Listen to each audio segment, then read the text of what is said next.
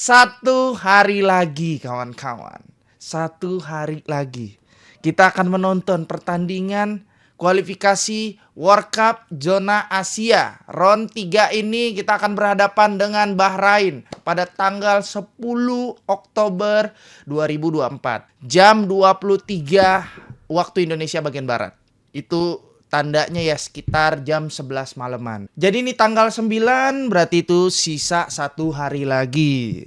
Udah pada nggak sabar semua sih penonton-penonton ini ya. Supporter Timnas, Garuda Timnas, dimanapun sudah menunggu gitu loh match ini. Dari ya kita nunggu ya butuh 1 bulan ya untuk menyaksikan ini lagi. Nah ini sekarang kita akan bahas Timnas yang ada di Bahrain sekarang. Pemain-pemainnya kayak gimana. Sebenarnya pemain-pemainnya sekarang udah mulai komplit. Terus juga tadi aku sempat lihat foto-foto yang muncul di media press sama juga di Timnas Indonesia itu udah ada muncul foto sesi latihannya Martin Paes ya. Jadi Martin Paes ini juga ikutan latihan gitu sama pemain-pemain Timnas. Aku ngeliatnya ini agak malam sih apa ini foto malam gitu. Tapi yang jelas kan ini sekarang mereka udah pada latihan gitu pemain-pemainnya. 27 pemain Timnas kita udah mulai latihan. Jadi ini hari ketiganya Timnas latihan yang udah mulai komplit. Pemainnya udah pada ada semua ya kan. Udah siap lah buat bertarung besok gitu. Nah sisanya hari tanggal 10 nanti gitu loh. Tanggal 10 nanti ya mungkin akan ada preskon juga ya pastinya. Kita belum tahu juga siapa yang akan ada di preskon itu pemain timnasnya. Ya mungkin bisa jadi Mesilger gitu ya mungkin gitu. Atau Bang J karena itu adalah kapten kita ya. Kapten Timnas Indonesia. Dengan munculnya beberapa pemain yang udah mengikuti latihan gitu ya. Mungkin kita udah bisa menduga kali ya siapa aja yang akan di-startingin untuk main di tanggal 10 nanti gitu. Semoga aja pemain-pemain yang kita harapkan nanti gitu bisa beneran di-starting gitu sama Coach Sintayong ini. Terutama yang masih kita belum tahu kepastiannya ini soal kiper gitu. Walaupun ya kita lihat Martin Paes ini udah latihan gitu sama pemain-pemain timnas lainnya. Tapi apakah dia akan dikasih jadi kiper utama untuk starting besok? Apakah Ari Hernando, apakah Martin Paes? Ya paling cuman itu doang sih ya. Kalau menurut aku sih mungkin besar persentasenya Martin Paes ini langsung dimainkan ya lawan Bahrain.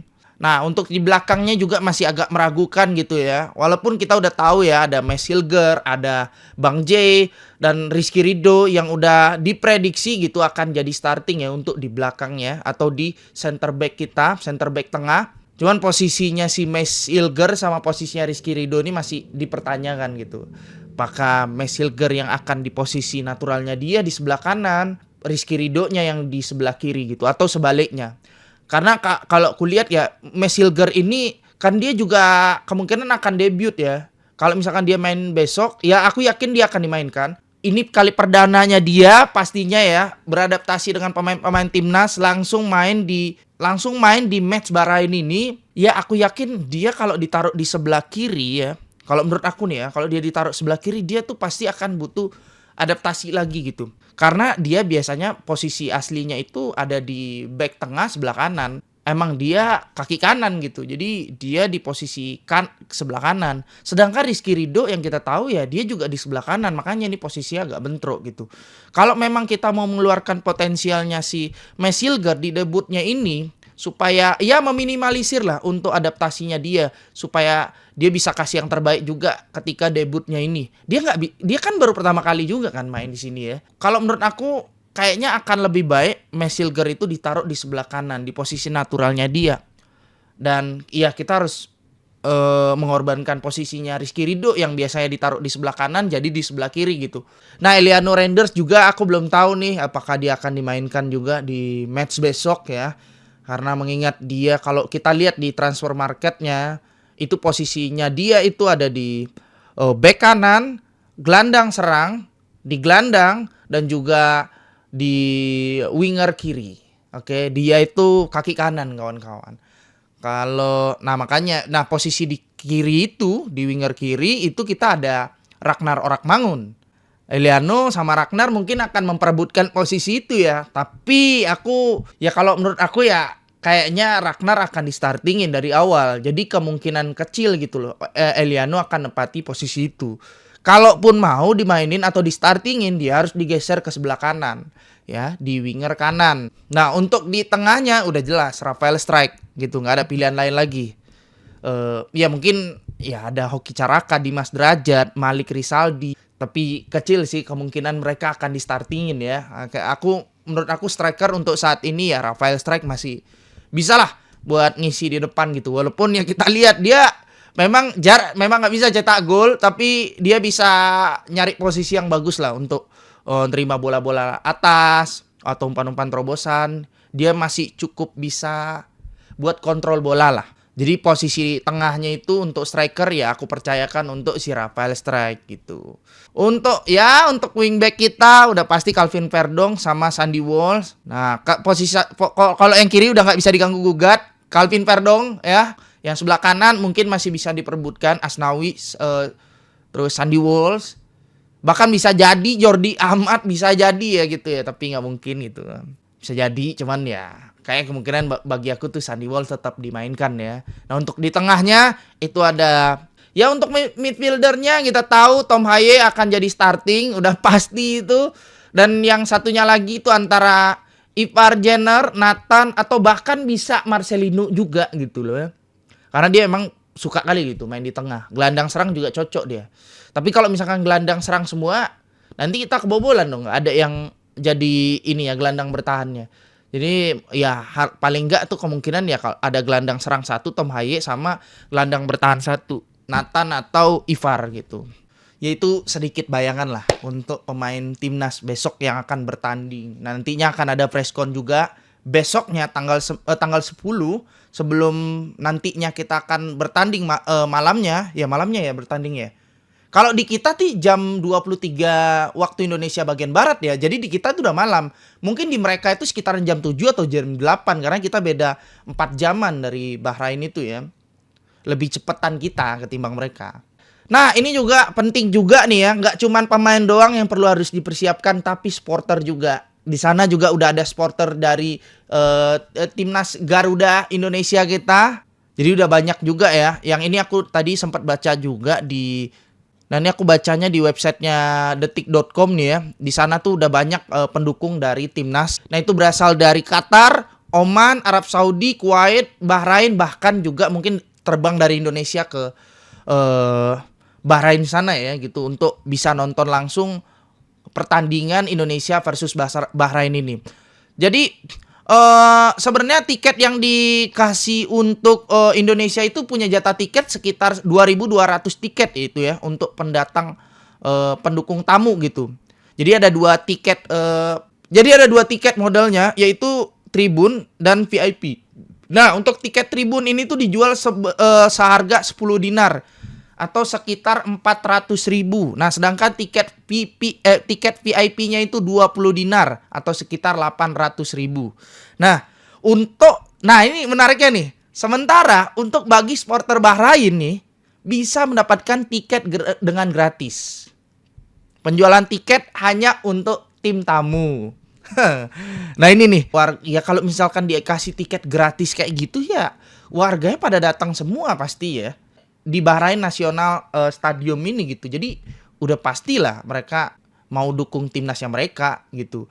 Jadi sebenarnya ada keluhan gitu soal seputar tiket gratis ini gitu. Karena kan ya kalau misalnya tiket gratis itu kan kayak mana ya? Keamanannya belum tentu tuh sebagus tiket yang bayar pastinya ya.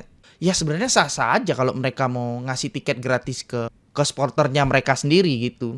Cuman maksud aku di sini ya jangan sampai terjadi hal-hal yang kayak di Jepang kemarin gitu ya. Contohnya nah di sini ku baca nih ya di detik.com ini aksi supporter tuan rumah dikeluhkan pelatih tim Jepang Hajime Moriyasu. Lagu kebangsaan Jepang dicemooh. Walaupun aku sebenarnya nggak nonton yang Jepang kemarin ya, tapi kalau sampai dicemooh lagu kebangsaan sih agak lain juga gitu.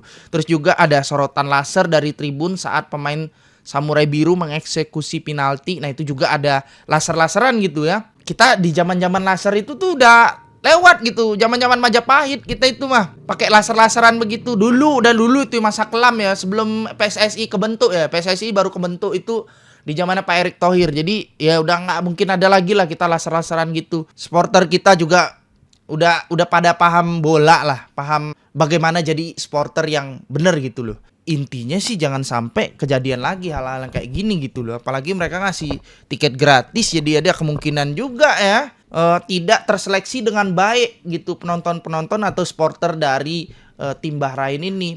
Apalagi sampai mencemooh lagu kebangsaan sih agak lain. Kemarin aku kan nonton tuh yang pertandingan Indonesia versus Australia langsung di GBK gitu ya. Aku nonton langsung, aku merasakan vibe-nya juga ketika lagu kebangsaannya dari Australia itu dikeluarkan atau dinyanyikan. Itu kayak semuanya itu pada diam aja gitu. Maksudnya nggak ada yang mencemooh juga ya.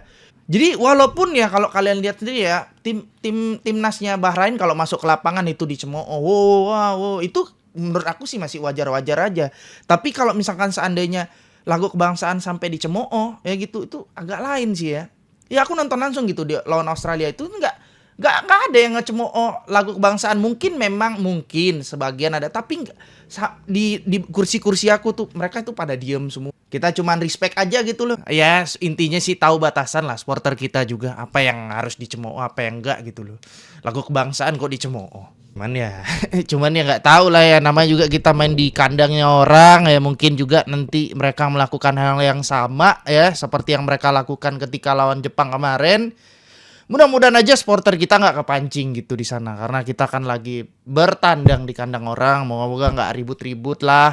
Kita fokus kita adalah gimana caranya memberikan semangat untuk pemain-pemain timnas kita, membakar semangat mereka supaya mereka bisa tampil lebih bagus ya kan di kandang orang, dan kita bisa berhasil mendapatkan 1 poin atau 3 poin gitu, amin gitu ya, di kandang Bahrain ini.